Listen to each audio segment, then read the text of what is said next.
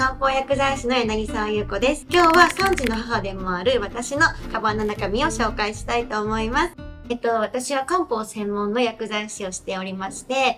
漢方相談をしたりとか、スクールの講師をしたり、レリリーの皆さんと一緒に商品を作ったりというお仕事をしています。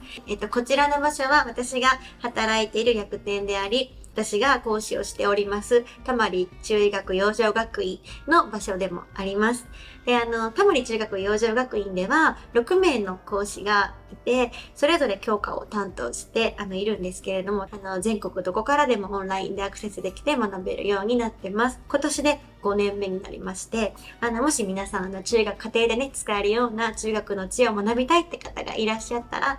ぜひ、チェックしていただけたらとても嬉しいです。まだ子供も小さいので、まだ1歳なので、もうちょっと連れてくることもあったりするんですけど、今日もちょっと別なところで今、ご飯食べたりして待ってもらってるんですけれども、メインのバッグとサブバッグで、分けて持ってます。私が、子供と出かけるときによく使ってるバッグなんですけれども、で、使ってるのが、このロンシャンのバッグなんですけど、これはとにかく軽いことですね。軽いのと、私何サイズか持ってるんですけど、これ折りたたみができるんですよ。なので、旅行に行くときとかは、なんかこれ畳んで、なんかちっちゃくなるので、スーツケースに入れたりもよくしてます。で、とにかく軽いし、ちょっとぐらい濡れても拭けばいいので、水にも強いし、革とかじゃなくて、このバッグを使ってて、あとはチャックがついてるので、物がね、こう閉めた時にこぼれないのと、ベビーカーにこうかけたりするのにも、ちょうどいいというか、なんかリュックとか、いろいろ試したんですけど、結局リュックだと、リュックをベビーカーにかけるときかけづらかったりするし、でもこれだとここでかけられるし、下にも入れられるし、いろいろ経て、やっぱりこれだよね、みたいになって、なんかおむつとか、ご飯とか荷物も多いので、今このサイズを使ってます。サブバッグとして今このプラダのナイロンのバッグを使ってます。もうこれね、かなり使い込んでるんですけど、これ買ってから2年ぐらいになるんですけど、ほぼ毎日もうこれですね。私普段は今長野県に住んでる、3人目出産を機に地元に今住んでるので、車に乗ったりもするから、車の鍵も必要だし、そういうものが全部入れて、このままちょっとこう出かけていきます。何かこうナイロン素材だから軽いし丈夫だしっていうところで助かっています。ここがチャックのところが2つあるのと、真ん中に1箇所このちょっと開くところがあるので、ハンカチ入れたりとかもできるし、このバッグ買ったのは実は東京を引っ越した時に東京最後の記念になんか買おうって思ってこのバッグ買ったんですけど、これついてたんですけど、私はここになんか家の鍵と車の鍵を入れてます。あとは、今キャッシュレスでお財布に、現金がなかったみたいなことがあるので、こっそり千円札を折りたたんで、なんかちょっと忘れた時用に入れてます。2回ぐらいに使いました、千円札。次はちょっとお仕事のものを少し紹介をできればなと思うんですけど、ここにパソコン、Mac を入れることもあるんですけど、今日はちょっと子供もいたし、荷物軽くしたかったので、パソコンは一旦置いてきています。もうこのスケジュール帳、もうこれ本当に、カレンダーだけなんですけど、今子供3人で保育園と小学校でスケジュールバラバラなので、うっかり仕事入れちゃうとかないように、めちゃくちゃアナログなんですけど、年間のスケジュールをこう貼り、で、あと、ここに、この日運動会とか、そういう、参観日とか年間の決まってる行事は入れて、一応管理するようにしてます。あとはこの暮らしの薬膳手帳っていう本なんですけど、いろんな食材別にこれは何に効くとか、そういうことが書いてあるんですけれども、やっぱり SNS を書いたりとか、お客さんから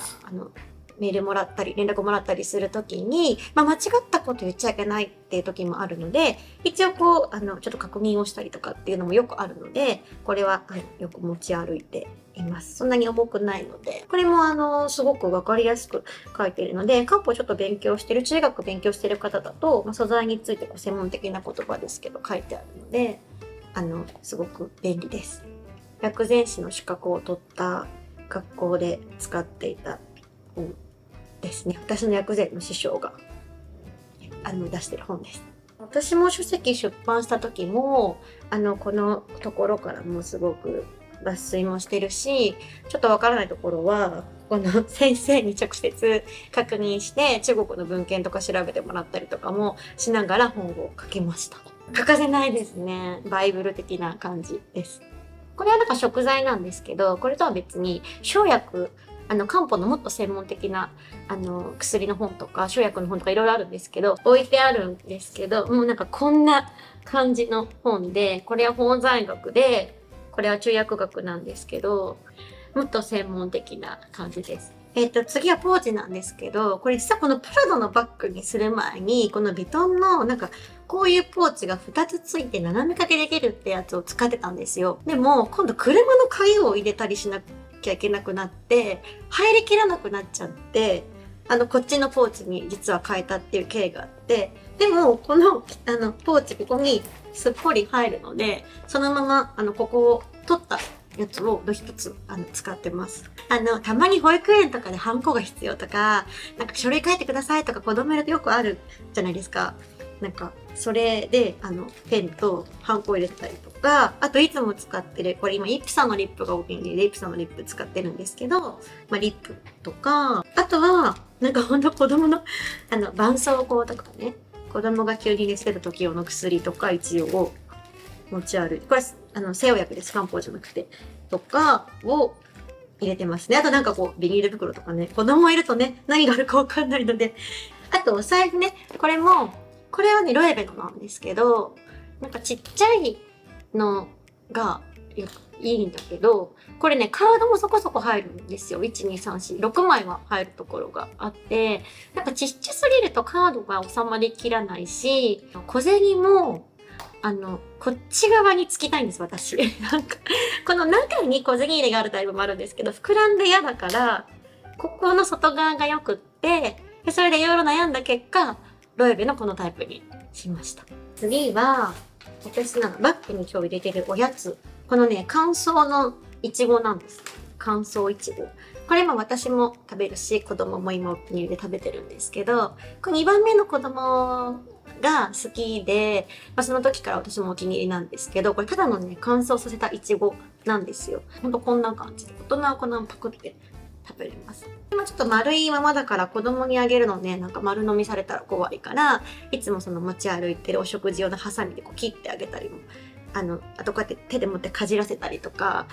してるんですけど、まあ、いちごって、中医学的にも薬膳的にも補欠って言って、血を補う力があって、赤い薬膳ではこの色で結構ざっくりと効能を分けるんですけど、赤の色っていうのは補欠作用っていうのがあるので、血って女性の美容と健康に重要だし、産後は血の不足になりやすいので、私が今食べてもすごくいいし、子供にもとってもおすすめです。これなんか昔たまたまオーガニック系のスーパーで見かけて買って、なんかまとめてネットで買ってます。これは。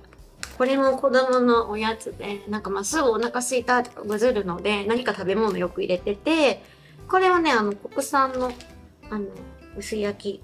お子様せんべいなんですけど、これなんか今うちの一番下の子がお気に入りで、国産米を使ったおせんべいよく食べてます。で次はね、このお尻、これすごいおすすめの、これパッパースのふんわり柔らかシートってやつなんですけど、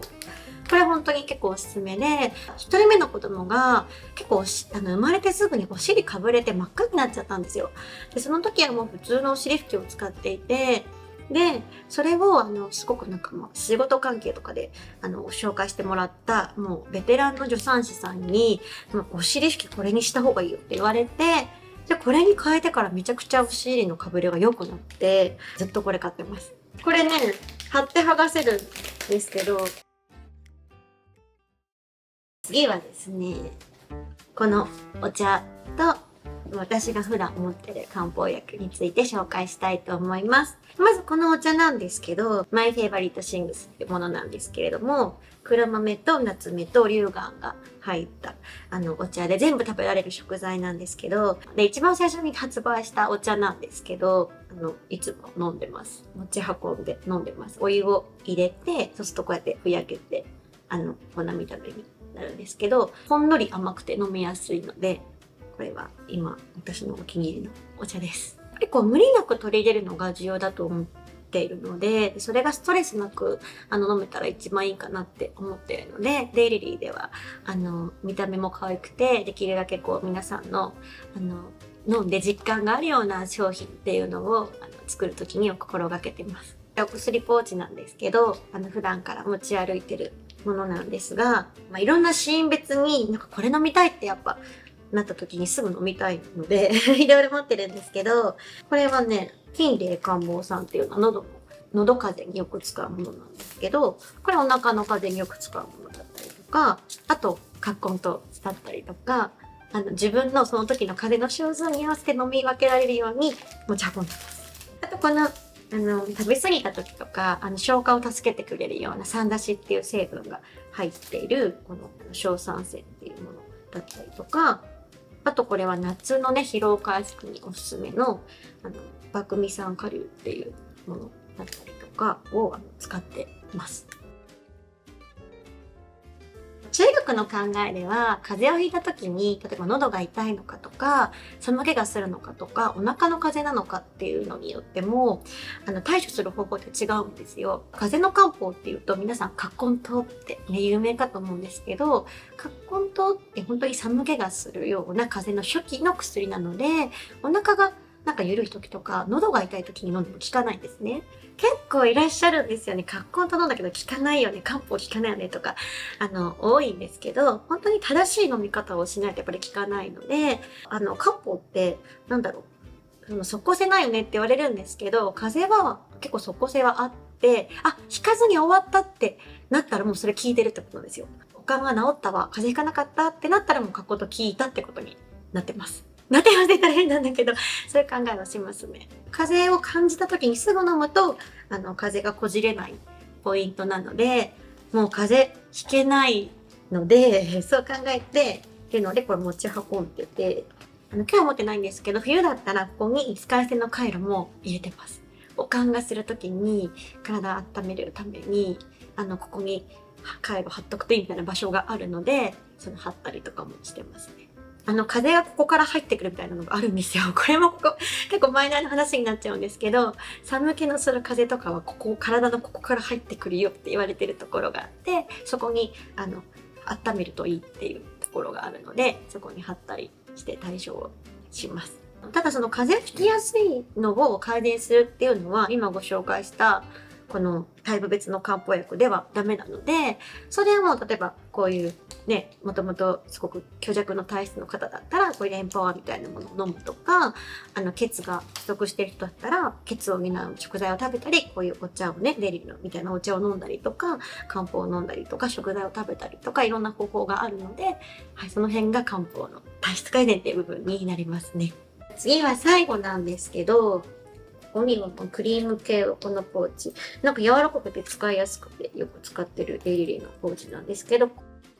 私もともと手が弱くて、荒れやすいんですけど、感染症が流行ってからのこのアルコール消毒で結構やられてしまって、いつも使ってるのがこの、リスブランっていうメーカーが出してるハンドクリームなんですけど、でこのね、ビューティシャンハンドクリームは、本当に肌荒れがひどい時に本当におすすめで、かなりしっかり潤う感じなので、本当にひどい時に使ったりとか、夜寝る前とかに使っています。もうすごい使ってるんですけど。これも結構漢方薬局で販売して、で、私が働いているお店で持ってるんですけれども、こちらのハンドクリームは、無香料無着色で、赤ちゃんとかちっちゃい子でも使えるような、優しいものになってるんですけど、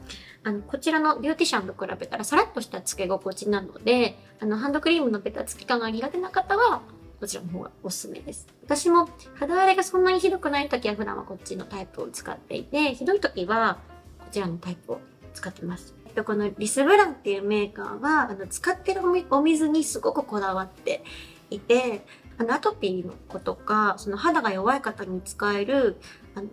ものとしてラインナップがあって、これ以外にも化粧水があったりとか、乳液があったりとか、クリームがあったりしていて、うちのこのお風呂上がりのスキンケアは、このリスブランっていうメーカーのものを使ってます。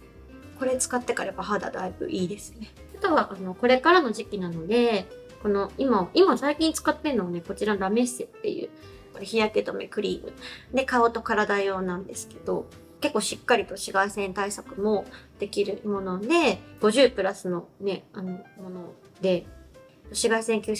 収剤も不使用なので、子供にも使えるってことで、皮膚科でちょっと行った時に見つけて、今これを使ってみてます。これ最近です。で、そんなに白くならないし、いいですね。割と今いいなと思って、皮膚科の先生が、これ塗って沖縄に行って開けなかったみたいな話を聞いて、ちょっといいって言われた商品をなんか使ってみたくなっちゃって、いろいろそれで買いました。自分がやっぱヘルシーでいるために気をつけていることは、どうしてもスケジュール詰め込みがちなんですけど、意識的に休む日を作ったりとか、そこら辺も中学の何事もほどほどにするのがいいよみたいな、考えもあるんですけれども、どうしても頑張っちゃったりもするので、息を抜く日を作りながらバランス取るようにっていうことは心がけていることで、あとは風邪とかね、ひかないように日頃から、例えばこういうお茶を飲んだりですとか、デリのね、お茶を飲んだりですとか、日常の中で無理なく薬膳とか注意の考えを取り入れていくっていうことを意識してます。子供がいるとどうしても子供中心になってしまって、で、自分のこと後回しになってしまうので、やっぱ倒れられないなっていうプレッシャーがありますね。子供がでも生まれてから、より中医学やっててよかったなって思うようになりました。まず妊娠中と産後ってものすごく不調になるというか、もう睡眠不足だし、授乳で体もヘトヘトだし、妊娠中も結構体の変化もあるし、で、これも本当に注意の知恵がなかったらきつかったなって思うことばかりで、なので、そういう産後のママさんとか、やっぱちょっと注意のね、考えをお伝えしていきたいし、デイリーでもいい商品をもっともっと出してお伝えしていけたらなっていうのを思ってます。私、これ2022年の11月に本を発売しまして、こちらの本には漢方薬膳の基礎を書いていて、ちょっとした不調に皆さんがお家で少しでも対処していただいて、毎日がちょっとでも楽になればっていう思いを込めて書いた本です。普段スーパーで売ってるような普通の本当に食材、何にいいのかとか、この季節に何を食べたら体の調子整うかとかっていうところから、本当に産後の不調とか、PMS とか、そういうプチ不調には何を食べたらいいのか、みたいなことを書いてある本なので、皆さんの日頃の不調が少しでも楽になると思いますので、よかったら、お手に取って読んでいただけたらとても嬉しいです。5月の26日の日曜日なんですが、デイリーのイベントとして台湾から薬剤師さんが来てくださって、私とトークイベントをするっていうのが東京でありますので、そちらもぜひ皆さん遊びに来ていただけたらとても嬉しいです。